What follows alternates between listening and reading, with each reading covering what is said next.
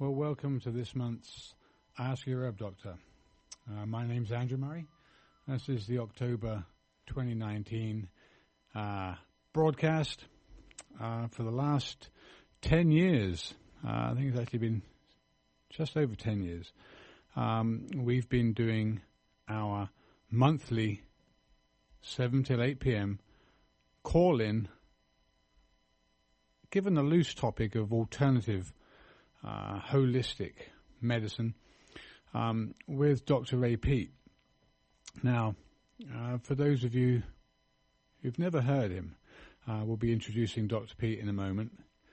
For those of you who do know him and have read his articles, his newsletters, the books that he's written, or if you've been fortunate enough to attend any of the lectures that he's given after graduating, you'll understand that he is a pretty deep thinker. Over the last 10 years, we've covered a wide range of topics on health, alternative health, biosciences, and all those subjects around it. And Dr. Peat has a pretty broad education, background, understanding of physiological processes, and we're very fortunate to have his input on the show. So the lines are open. It's a live call-in show from 7:30 till 8:30. 7:30 till 8. People are invited to call in with any questions related to the continuing topic of false narratives, misconceptions about things we're told are one way, but actually when we look at the science, they're actually not. And a continuing part of Dr. Peat's writing, his newsletters on serotonin. The number, if you'd like to call in after 7:30, it's 707-923-3911. Once again, 707-923-3911. My background has been in herbal medicine.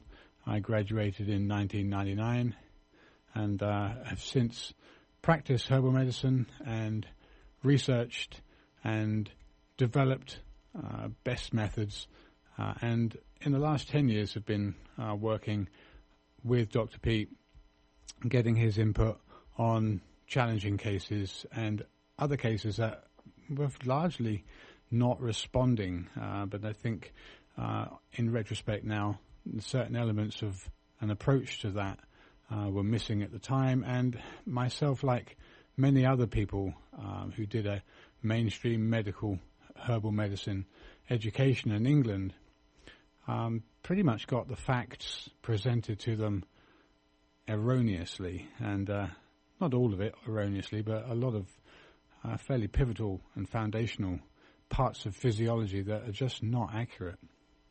So let's go ahead and introduce Dr. Peat. Dr. Peat, you with us? Yes. Hi. Okay, thanks for joining us.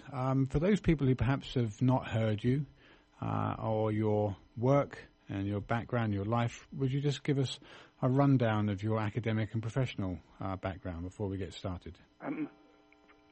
My first teaching job happened to be in biology, but I had been studying linguistics and the humanities and mostly was teaching in those areas for about 10 years after getting my master's degree. Then I went back to get a PhD in biology at University of Oregon, 1968 to 72. I was there.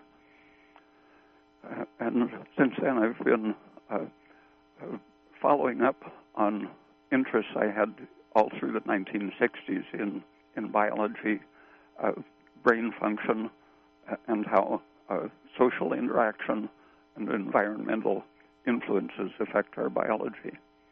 Okay, thank you.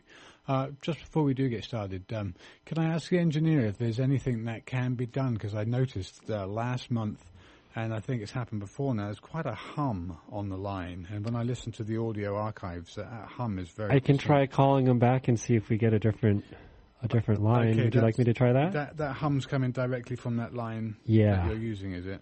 Yeah. Oh, I don't know how much mileage there is in it. I'm just wondering if there's any feedback in the studio or not. No, it's all right. it's Well, on that line. We'll keep going, and then maybe sometime halfway through we can quickly swap over and see if it makes a difference. But I can actually, I can. Do you have two lines on this number I'm calling, Dr. Peat? Because I can try calling from one of the other studio lines where you're on. Do you have call waiting? No, I don't. Okay. Well, if it gets unbearable, we will try calling again, and it's maybe also from a mainly different with line. Callers, when the people call in, it's sometimes very difficult to hear them because there's a lot of humming on. Believe it or not, they have a harder time hearing you. All right. Well, without any further ado, only the dedicated call in. All right. And there's a lot of them. Okay. All right. Well, once again, let's just put that number out. It's 707-923-3911. Okay. So, Dr. P, again, the kind of the misconceptions, things that we're told are a certain way, we find out they're not, and it becomes ingrained in our minds and our psyche, and people repeat it often. The blood-brain barrier. I mean, when I was studying physiology, I was told that the pia mater, the dura mater, and the arachnoid mater formed those meninges, and that the blood-brain barrier existed to keep certain pathogens and toxins out, although I know things like cysts can get into the brain, and they're certainly a pathogen.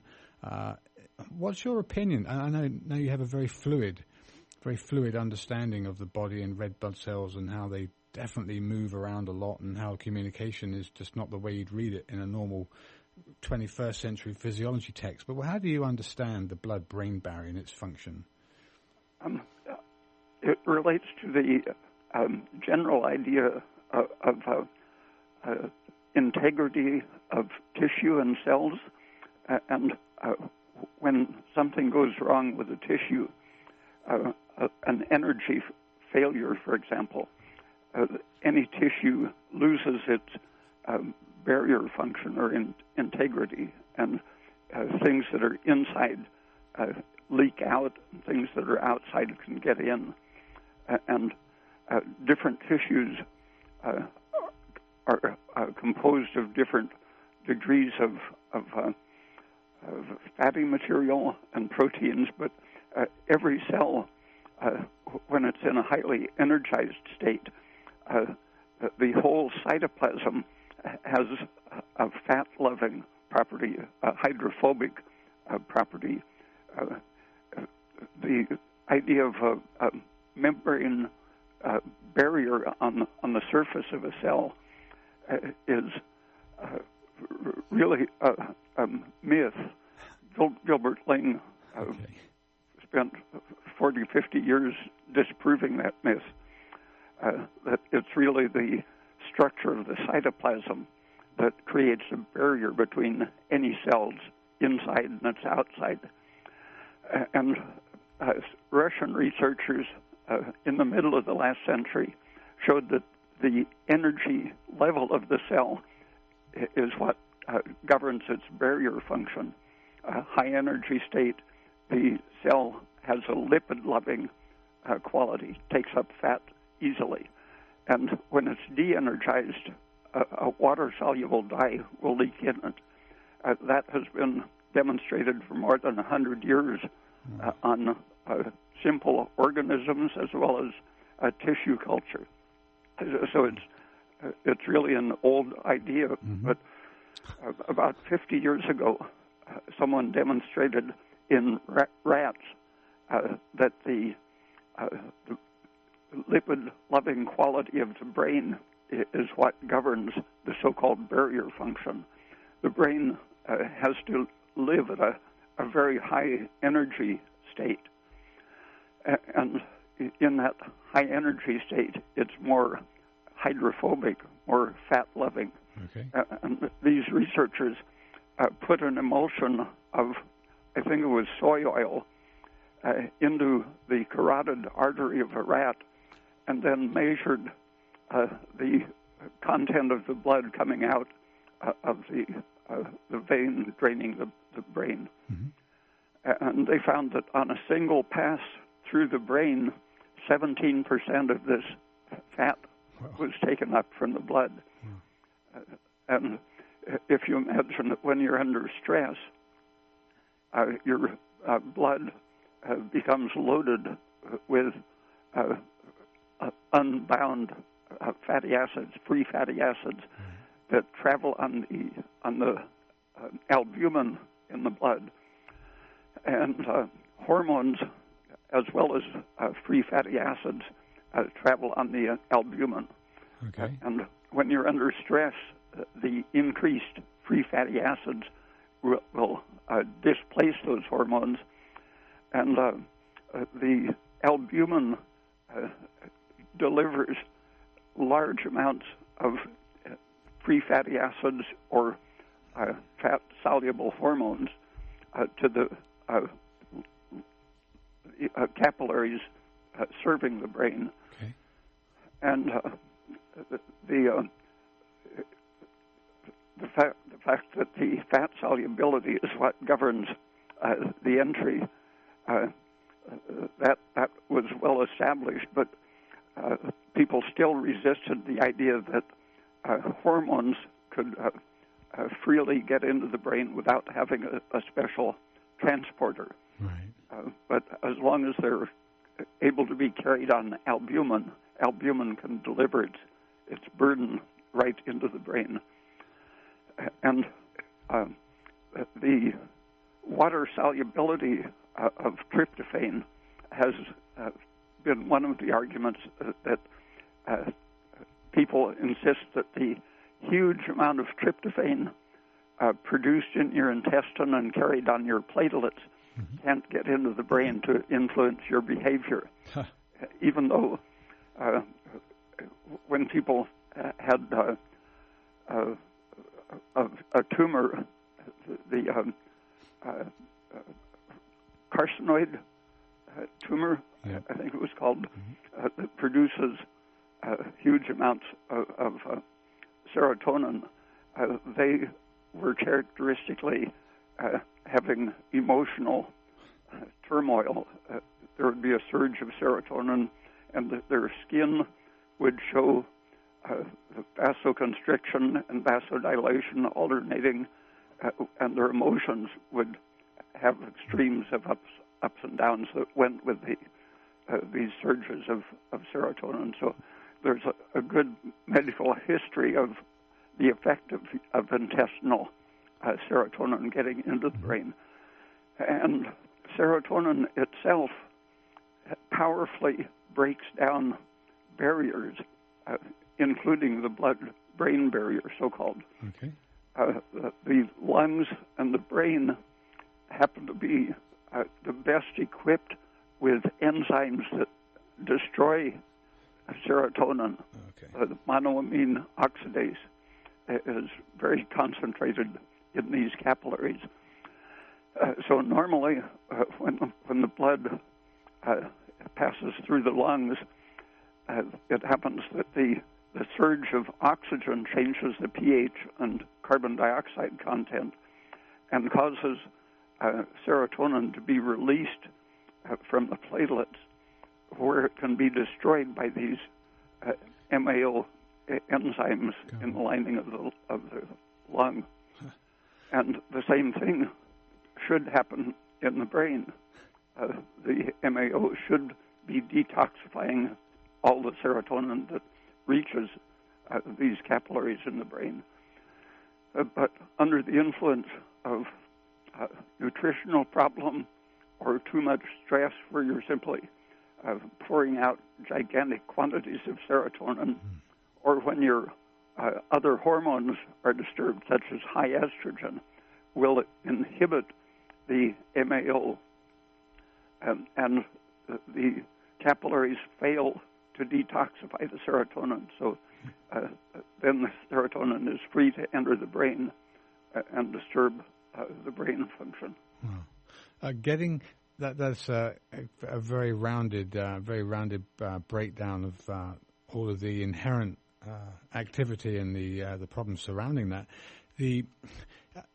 Does the bilipid membrane, does that exist? I mean, in terms of the hydrophobic and hydrophilic components of it lining up to form this kind of barrier to either water or fat-soluble components. Is that accurate? Or, I mean, because I always kind of amazed me when I first started doing physiology and basic physiology and looking at cells and all of the cells and the lipid membrane and looking at cholesterol. Is that lipid membrane, is that a reality, or is that, again, another very fluid relationship with the cell? In an old medical book from the early 19th century, I saw that the treatment for a burn or an ulcer to close up the weeping wound on the surface of the body, they used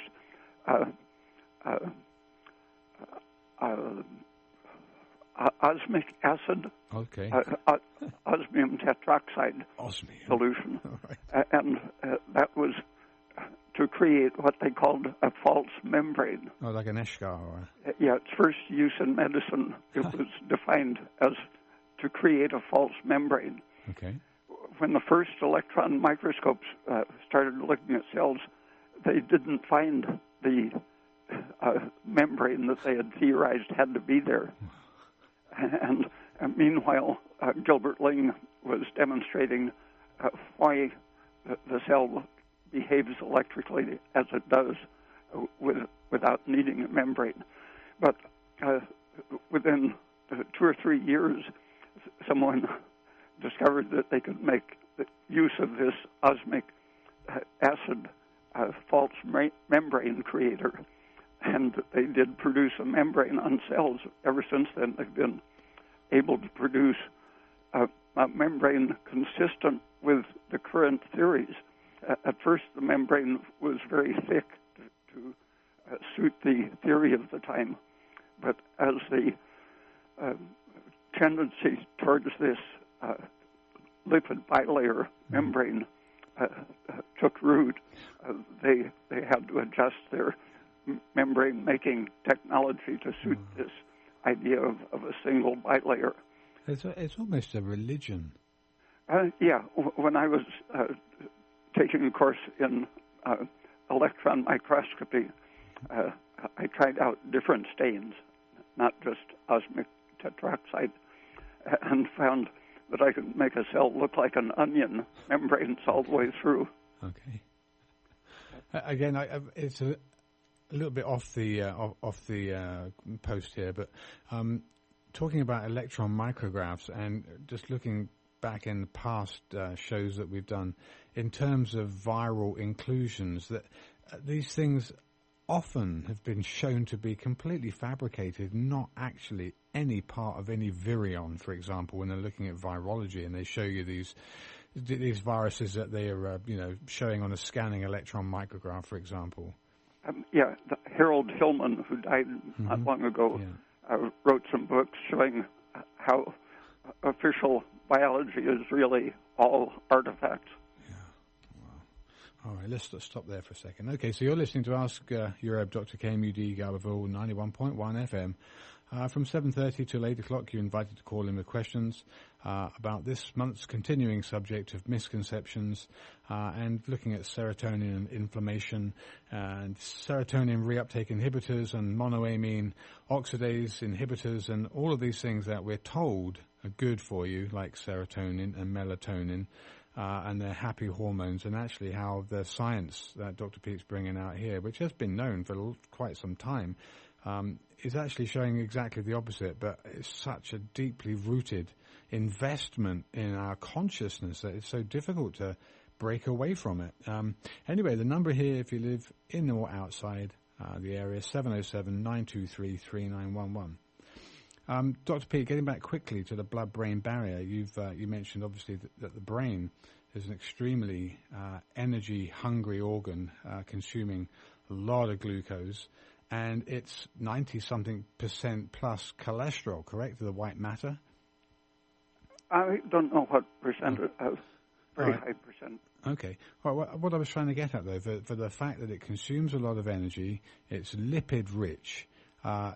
We've all been told, at least in school when we're studying, this blood-brain barrier exists as some protective mechanism to keep the contents of the regular vascular system out of the Out of the brain, but obviously, like I mentioned initially, things like patients have had brain trepanning done to remove cystic formations in the brain from pigs, producing tapeworm producing these cysts. Things do get by the blood-brain barrier quite regularly, and it's not a strictly mechanical system that prevents the ingress or egress of certain substances. It's actually quite fluid, and it very much depends on the energetic, the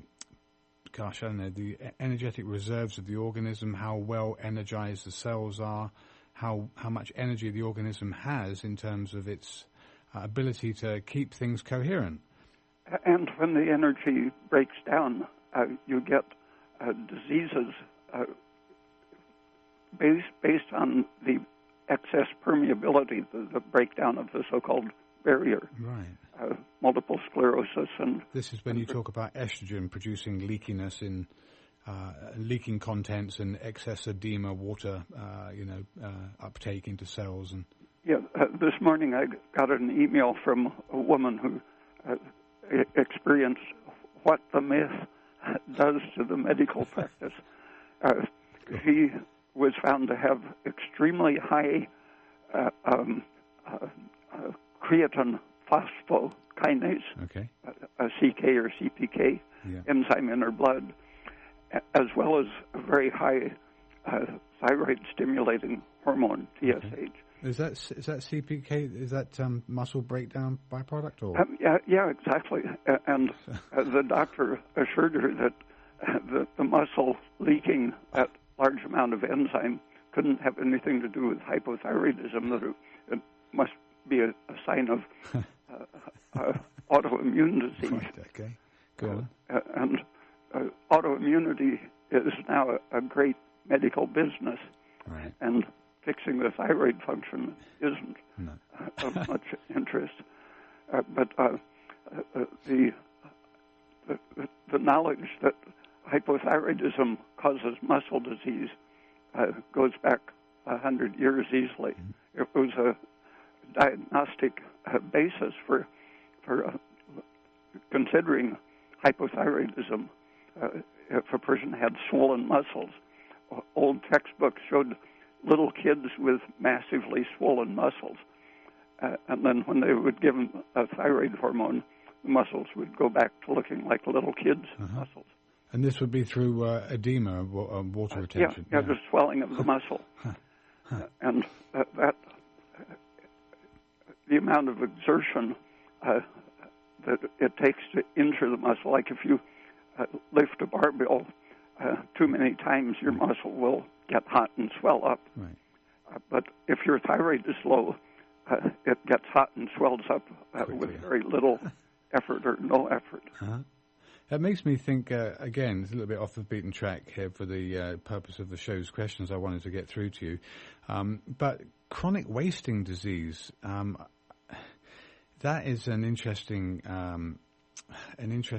definition of a process that they want to say is prevalent in the animal population here in the States. I know in England the Creutzfeldt-Jakob disease in cows, bovine spongiform encephalopathy, and that whole prion supposedly based disorder. That again, in terms of chronic wasting, that whole physiology there seems very much like a very energy wasting process. That the thyroid hormone is our basic anabolic hormone. Yeah. Okay, so do you think, I mean, I wasn't even going to ask this question too, but in terms of chronic wasting disease, what do you think is probably the main deficit there? You think that's a deficit in energy production based on thyroid, or? Around 1960, Hans Selye was working on exactly that, muscular dystrophy. Okay. And he could experimentally produce muscular dystrophy just by giving an animal serotonin. Okay. And when thyroid function goes down, serotonin goes up. And either removing the thyroid or giving serotonin or both will cause that. energy failure that leads to a breakdown of the barrier function and leaking of substance and eventually atrophy. Wow. Okay, well, I think we have one caller who's waiting in the air. Okay, so it's 7:30 basically, but people listening, if you want to call in from now till 8 o'clock, please do. The number 707-923-3911. We've got Dr. Raymond Peat joining us on the show, and we're going to keep covering the parts of his newsletter on serotonin, and also tying this in with some of the misconceptions about what we've been told is, positive and beneficial for us, like serotonin and melatonin being happy hormones, when actually they're very destructive and inflammatory hormones. So, number to call is 707-923-3911. So let's get this first caller. You're on the air. Caller, where are you from? I'm in Trinidad, California. Trinidad, California. Welcome to the show. What's your question? My question is there any hope for getting off of the SSRI, Lexapro? Mm-hmm. I have been on it for 17 years. Mm-hmm. I went on it in graduate school. Mm-hmm. I've tried to get off it a number of times over 4-month weaning periods, and it triggers a withdrawal, deep sadness that's pretty out of control. And then most recently, a symptom I've never experienced before, which is almost like extreme highs and extreme lows. Yeah. Dr. P, okay, so the lady withdrawing from SSRI is experiencing extreme sadness and the other mood-related changes that SSRIs are supposedly indicated for in the first place. One of the chronic effects of serotonin promotion is to interfere with cellular respiration, and that should be under the control of thyroid, but that gradually is depleted, and glycolytic energy production tends to replace it. So you have to get back to reactivate oxidative metabolism while suppressing the glycolysis and lactic acid production. And carbon dioxide is a main regulator of metabolism. It helps to keep serotonin under control, keep oxidation running, and suppress the production of lactic acid.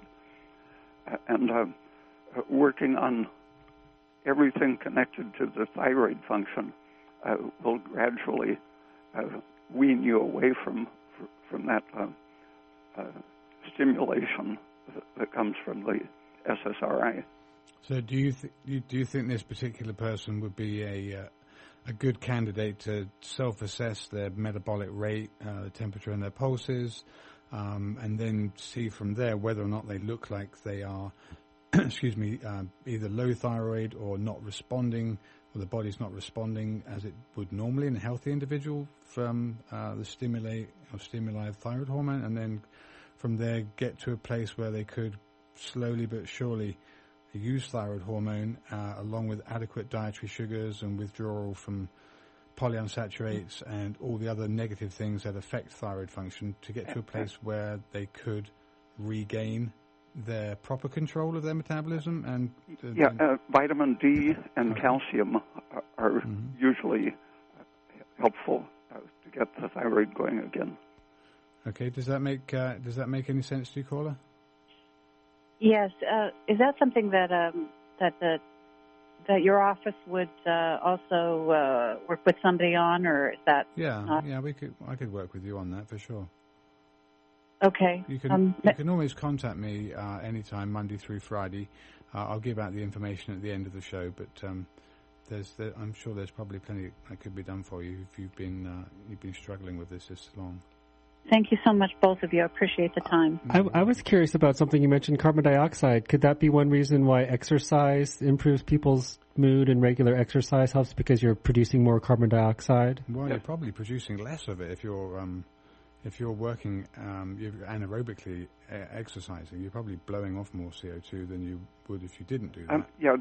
There's evidence that too much exercise, when you get to the point of fatigue, serotonin is the signal that creates fatigue, and it can lead to the chronic fatigue syndrome, which tends to go with inflamed muscles and many other symptoms. It's probably the endorphins you're responding to, and you say that exercise makes you feel good. I think there's some of those endorphins that are naturally produced probably as a part of a stress response to exercise like that probably dulls the pain of the exercise. And they have looked at the blood condition of intense, like soccer players or marathon runners, and find evidence of breakdown of the blood-brain barrier in all of these very high-stress athletics. All right, good. There's two callers on the air, so let's get these callers get going here. So, first caller, you're on the air. Where are you from, and what's your question? Hi, is this me? Yeah. Where are you from? I'm from Utah. Utah, okay. What's your question? My question is, I've got a family member who has been taking prednisone, I think 5 milligrams for the past several years, and at this point they'd like to get off of it, but it seems like they're reliant on it. What would you suggest as a strategy to address that? Yeah. What were they using prednisone for? For initially a diagnosis of rheumatoid arthritis, and pain in general. Right. Dr. Peat, if somebody wants to withdraw from prednisone and its damaging effects, and they've been put on it because they've got either, inflammatory damage or changes and the pain, etc., for the reasons that they prescribe steroids, what would you suggest? Behind the original diagnosis, there was probably something like a vitamin D deficiency or low thyroid function. And so you want to make sure that you're not forgetting what led to the original prescription of the drug. Because the rheumatoid is just an inflammatory arthritis. So how you'd characterize that inflammation as probably being related to things like serotonin, related to just basic energy deficit. And serotonin is elevated in all of the autoimmune so-called diseases. Right. And so correcting the energy problem with calcium, vitamin D, and thyroid is usually the basis for getting the original symptoms corrected. Then you can just taper off the prednisone. Right. Okay. Does that... I see. Is there any... how would you feel about addressing the prednisone use directly with something like pregnenolone or other hormones? I've known several people who accidentally got addicted to a glucocorticoid, such as prednisone, who used either progesterone or pregnenolone to taper off it, and got off it in just a few weeks. There you go. Okay. Good to hear. Thank you. Yeah, thank you for your call. Okay, just to remind people here, wanted to question Dr. Peat again and just bring out this whole selective serotonin reuptake inhibitor, just nightmare, poor information, bad information, very damaging, and how the whole serotonin issue plays into cell inflammation and just basic destruction. We got another caller on the air, so let's get this next caller. Caller, you're on the air. Where are you from? What's your question? Hey, I'm right here in Garberville, and I'll make this as quick as possible. As far as I can tell, what you guys are talking about may key into what I'm going through. I'm going under a lot of stress lately, and certain health things have been flaring up, aches and pains, various other things, and my mood has been pretty down. My question is, though, is kind of anecdotal. I've been craving a lot of milk, like middle of the night. I'll wake up feeling funky, and I want milk. Mm-hmm. Or during the day, if I want something refreshing, I want milk. Good. I heard Dr. Peat say vitamin D and calcium are both essential to thyroid function, so I'm wondering, is there a chance that my stressed out state is depressing my thyroid, therefore my body is wanting more calcium and vitamin D. Very much so, yeah. Dr. Peat? Yeah, almost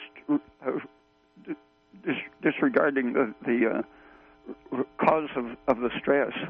All of the stress hormones rise at night just because of the darkness, but any particular stress you're having will just make it worse for all of the stress hormones. And serotonin happens to activate every pituitary hormone, and those all rise during the night. And calcium and sugar and thyroid are the three crucial things for minimizing that nocturnal rise of stress.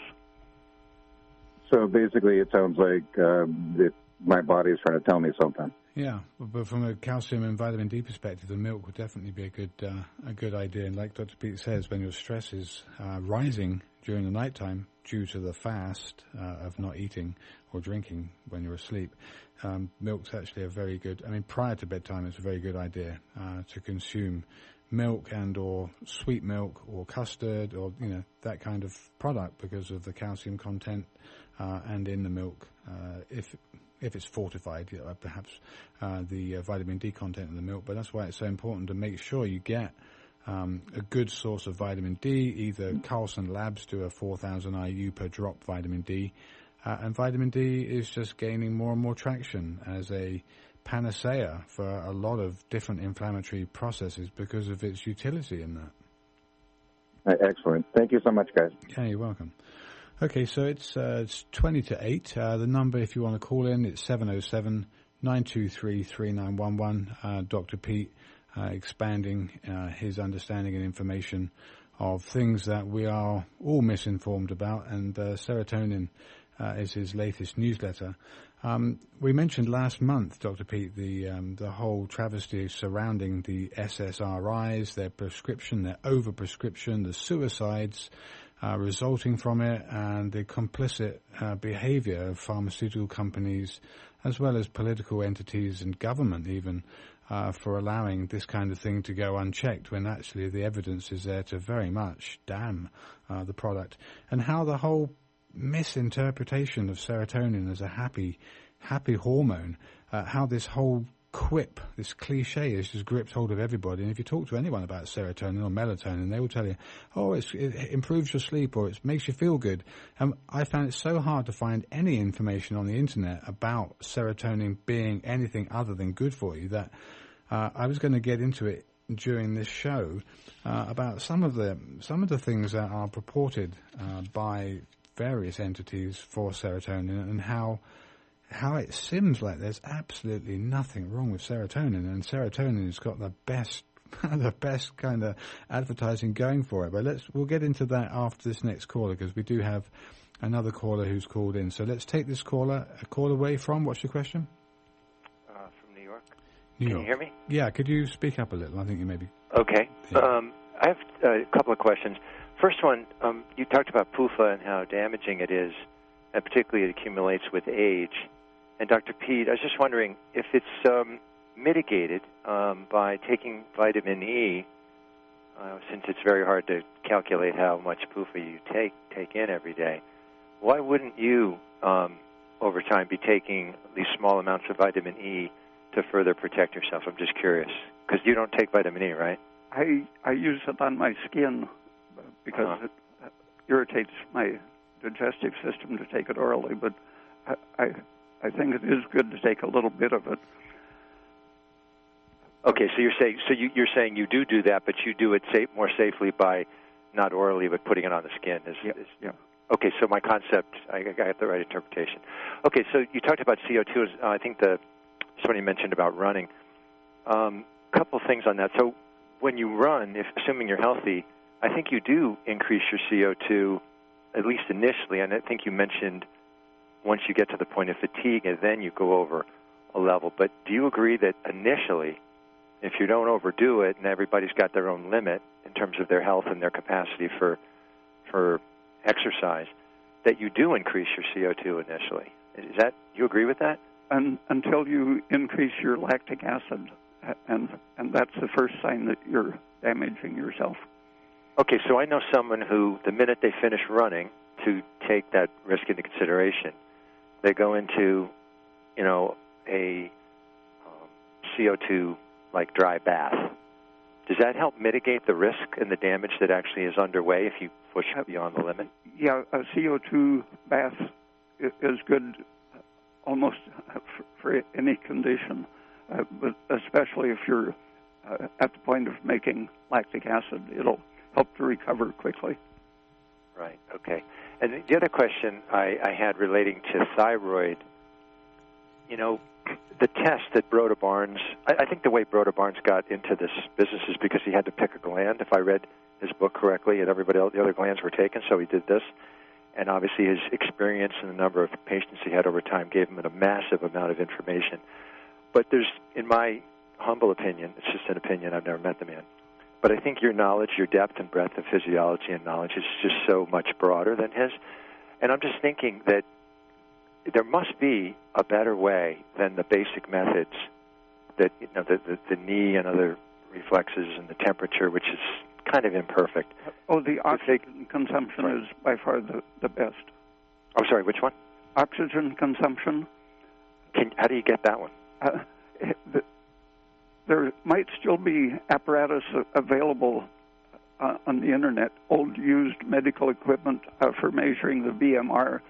They should cost about $200 because it's just an inverted tank and a measuring indicator for how far you make the tank sink as you breathe the oxygen out of the air that's holding the tank up in the water. And that was used medically around the world for diagnosing hypothyroidism. According to that, 30% of Americans were hypothyroid in 1940. And if you use that apparatus now, it's more like 60%. I agree. And particularly if you do it by age group, it's even higher for old people like me. But the other question, is if you, so the imperfect ways of diagnosing hypothyroidism, you've gone through those pretty well. And you mentioned pulse. But to me, pulse is correlated to blood pressure. So what would you say about a person who, you're not sure about whether they have it, but, the thyroid problem, or whether it's like minor, but their blood pressure is 120 over 80. I'm just giving you, and it's always 120 over 80. When they sit down, they measure it's 120. You stand up, you're supposed to stand up to see whether it's really an accurate measurement, and it stays around 120 over 80 immediately after standing up. That means the blood pressure is stable consistently. Does that tell you anything that, since it's related to pulse, that might be, also some information that would give you insight into whether or not someone's chronically hypothyroid? In my experience, that would mean very good nervous system energy regulating things. But I've known a few people who can't increase their pulse even with exercise. That's me. I can't do that. I can't do it. You're right. That's me. I'm sorry. Continue. That would be a good argument for measuring your oxygen consumption, because you can't have any other explanation for low oxygen consumption than a need for more thyroid. Yeah, the reason I say this is because I have a pulse of around 60. I can maybe get it up to 70 sometimes when I go to the doctor, but I'm always 120 over 80. And I do the stand-up to double-check it. They say, wow, your blood pressure's right on the money. Yeah, but my pulse, I tell them this, seems low. And they said, no, that you must be an athlete. It's typical. Cholesterol is another pretty good indicator. If your cholesterol... Actually, one other quick story. So the doctor told me I had it like 330 was my total cholesterol, right? And I'm about 60, right? Wow. Guy goes, I want to put you on statins. I said, well, do you know that there's a guy from Stanford who said that it's salt, And I said, no, I'm not going to take them, but I'll come back and see you in 9 weeks. So then what I did, I took some thyroid, but I also increased my salt, and I did a lot of the things that you suggest. Came back, dropped like 100 over 150 points. The guy was like, wow, that's incredible. Could I see you again just to confirm it. He goes, how did you do that? And it's literally, you've been saying this for 30 years, and no one wants to listen. And I just did the basic things, nothing fancy. And what you said is exactly correct. Anyway, you're a legend. Thank you very much for answering my questions. I appreciate your time. Okay, thank you for your call. All right, so we've got 10 minutes left here. If you'd like to call in with questions related or unrelated, but related to medical issues or questions, the number is 707-923-3911. Dr. Raymond Peat will be with us for the next 8 minutes or so. So, Dr. Peat, I've hardly covered anything that I had originally set out to ask you about some of these misconceptions, and I'm not saying that's a bad thing because you've spent a long time elaborating on some of the answers for this, and we've had plenty of callers. I did want to do another misconception, and I think next month I'd like very much to carry on with the serotonin, the serotonin mistakes, and just question you a little more about the whole tryptophan and its conversion to serotonin, and how our diets are rich in tryptophan, whether we like it or not, unless we are very fastidious about it and we don't produce our own tryptophan per se to be synthesized de novo. But I'll leave that for the next month, because there's another question I wanted to ask you about things that we've heard that it's just another example of how we get brainwashed into believing something that's not actually true. But we do actually have another caller who's called in here. So let's take this next caller. Caller, you're on the air. Where are you from, and what's your question? Hi, this is a caller from Utah again. Just had a question related to exercise. Mm-hmm. So I enjoy certain types of exercise, mostly things that you could consider as a game, like basketball or soccer or volleyball. And I noticed that those are way more fun than something like chess or something that doesn't involve exertion. I'm wondering if you think that it would be probably more ideal if you could get that same sort of enjoyment from something that involves less energy expenditure, or if maybe the reliance on something like that is a symptom of something maybe unideal in the environment that kind of makes you turn to something like that. I think the experience of having fun or doing something meaningful powerfully overrides the toxic effects of lactic acid and serotonin, and can push things back into shape just because that's how the organism builds itself, is doing meaningful things and having fun. Gotcha. So, but on the surface, it doesn't really seem like a sport really has that much meaning to it. So do you think that it might be a sign that you should be looking for a more ideal environment if you do find yourself turning to things like that?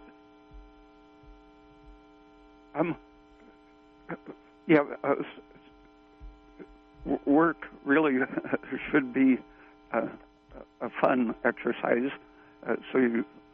But if you don't have that experience in your ordinary working activities, I think it's good to have the game type of exercise. Okay, cool. Yeah, that makes sense. Thanks again, Dr. Peat. Okay, I just wanted to interject there with something I read a little earlier on that mentioned that the whole learned helplessness concept. Dr. Peat talked about various animal models and the learned helplessness that they experience as a result of just giving up, and it's just all too much. It's actually mediated by too much serotonin. What do you say to that, Dr. Peat?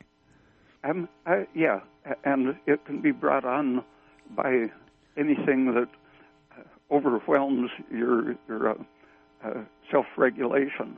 I think a diagnosis often creates a learned helplessness situation, and the person lets their serotonin get out of control.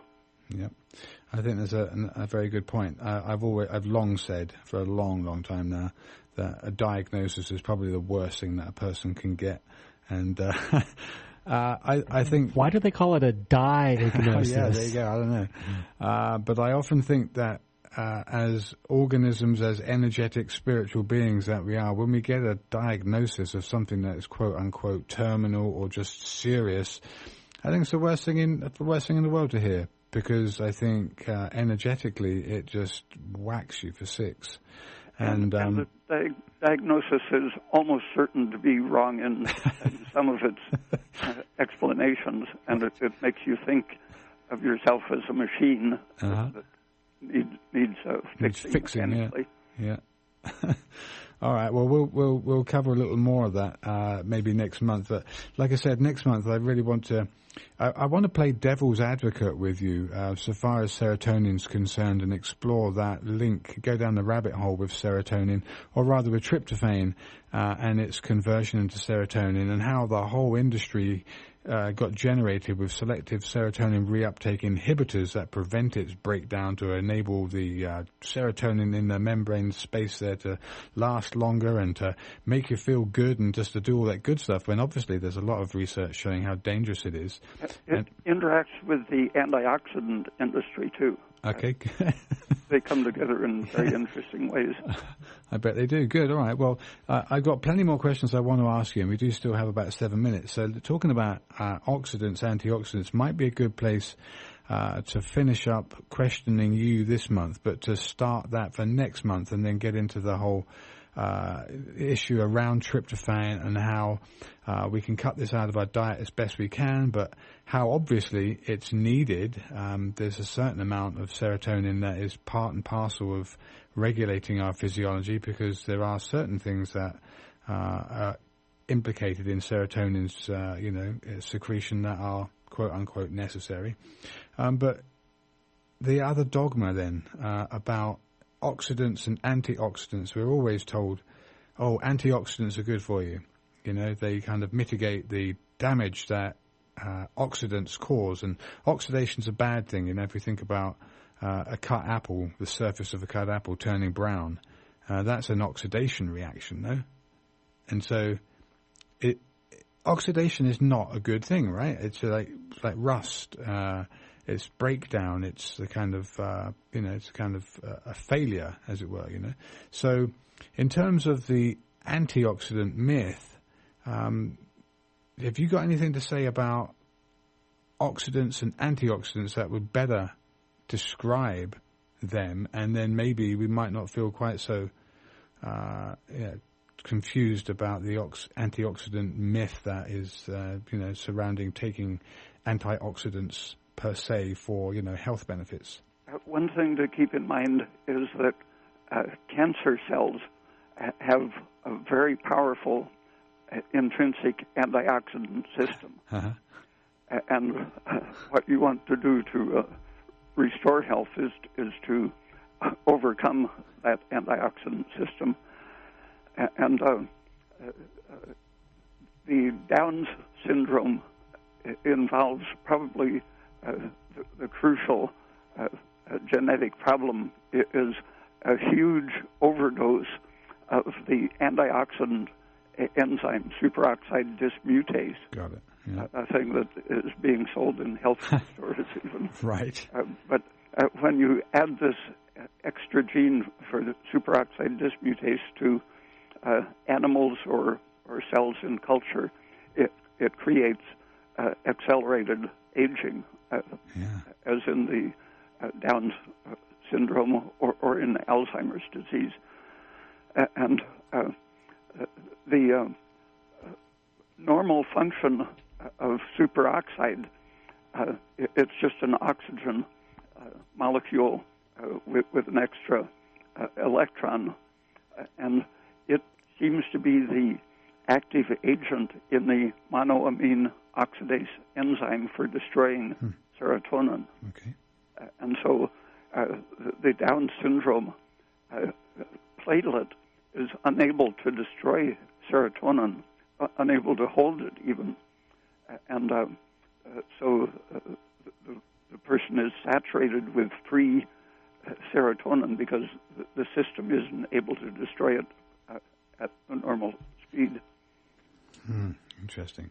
Now they call Down syndrome. It had the old name of trisomy 21, right? Because the gene, the chromosome 21. There was 3 copies, and then they said, okay, there's an extra 50% increase in the products derived from that chromosome, of which the gene encoding for superoxide dismutase was part of it. But I did read, and again, it's kind of confused me a little bit, because I also read some other kind of quote-unquote conflicting information about that, saying that the same chromosome also had the genes for coding beta amyloid precursors, which have been implicated in Parkinson's, Alzheimer's, in terms of the amyloid protein deposition there, and also encoded for other oncogenes that cause these kind of negative metabolic processes in Down's patients. So, the amyloid protein accumulates in many conditions where you're simply hypothyroid, for example, or under stress. But it's possible that there are many other defects, but the spectacular one is the failure of the platelet to oxidize serotonin. Well, it's 2 minutes to. I'm going to have to cut you short there, but thanks for joining us again. And next month we'll pick up where we left off. I think we've got plenty to go on here, and hopefully re-educate as we go on. So thanks so much for your time. Okay, thank you.